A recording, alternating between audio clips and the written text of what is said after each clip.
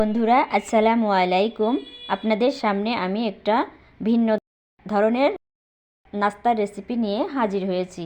দেখতে পাচ্ছেন আমি এখানে কিছুটা আলু সিদ্ধ ভর্তা করে নিয়েছি এবং সেই সাথে কাঁচামরিচ বাটা এবং পেঁয়াজ কুচি দিয়ে দিয়েছি এবং তার ভিতরে ভাজা জিরার গুঁড়া মশলার গুঁড়া অ্যাড করলাম এবং 1 চামচ লবণ অ্যাড করলাম, দেখতেই পাচ্ছেন। এবং এর ভিতরে আমি কিছু পরিমাণ চাউলের গুঁড়া অ্যাড করলাম। এবার এটাকে আমি আস্তে আস্তে মেখে নিব। দেখতেই পাচ্ছেন আমি এটাকে আস্তে আস্তে মেখে নিচ্ছি। এরপর এই নাস্তাটা তৈরি করার জন্য যে উপকরণগুলো লাগবে আমি আস্তে আস্তে আপনাদেরকে দেখানোর চেষ্টা করব। এখানে কিছু হলুদ গুঁড়া অ্যাড করেছি। এরপর আমি কিছুটা রান্নার তেল অ্যাড করলাম এটা সফট থাকার জন্য। এরপর আমি একটা পাতিল নিয়ে নিব এবং এর ভিতরে কিছুটা ময়দা দিয়ে দিচ্ছি এবং একটা লুডুসের প্যাকেট নিয়ে নিলাম এবং এই লুডুসগুলোকে আস্তে আস্তে আমি ছোট ছোট টুকরা করে নিচ্ছি। দেখতেই পাচ্ছেন এই ময়দার ভিতরে লুডুসের মশলাটা অ্যাড করতেছি এবং এর ভিতরে কিছুটা পানি দিয়ে আমি আস্তে আস্তে এটাকে গুলিয়ে নেব। আমি কিভাবে তৈরি করতেছি আপনারা দেখলেই বুঝতেই পারবেন, তবে অল্প অল্প করে পানি অ্যাড করবেন। এই তো প্রায় আমার এটা হয়ে আসছে, এই তো দেখতেই পারছেন।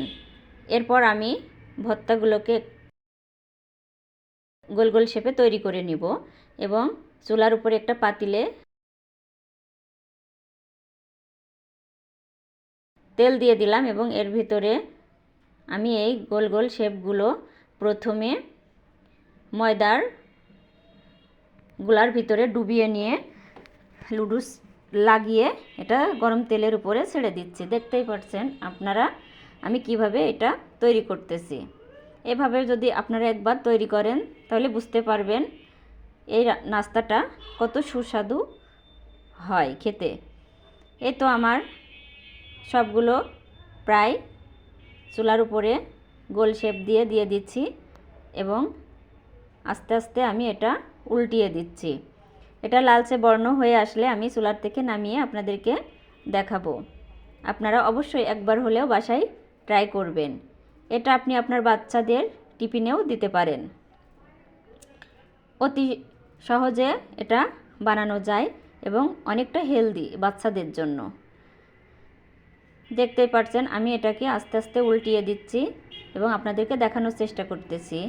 এটা যখন একটু লাল লাল বর্ণ হয়ে আসবে তখনই আমি এটা সার্ভ করে আপনাদেরকে দেখাবো যে কতটা লোভনীয় হয়েছে এই নাস্তার রেসিপিটা।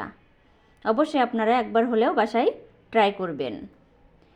এই তো আমার নাস্তার রেসিপিটা প্রায় শেষের দিকে হয়ে আসছে। এগুলোকে একটা পাতিলে উঠিয়ে আপনাদেরকে দেখাবো যে কতটা সুন্দর হয়েছে আমার নাস্তার রেসিপিটা। এই তো আমি একটা পাতিলে উঠিয়ে নিচ্ছি। আমার পরবর্তী নাস্তার রেসিপি দেখার জন্য সবাইকে আমন্ত্রণ জানাচ্ছি। আসসালামু